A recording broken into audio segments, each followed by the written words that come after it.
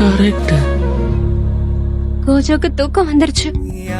இந்த வருஷம் ரொம்ப ஜாலியா இருந்துச்சு.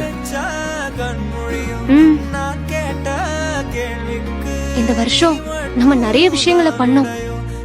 எல்லாம் ஜாலியா இருந்தது.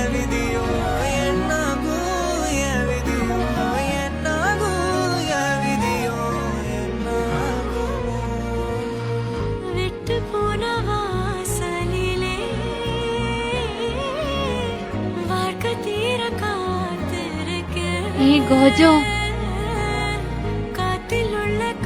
எனக்கு உன்னை பிடிச்சிருக்கு.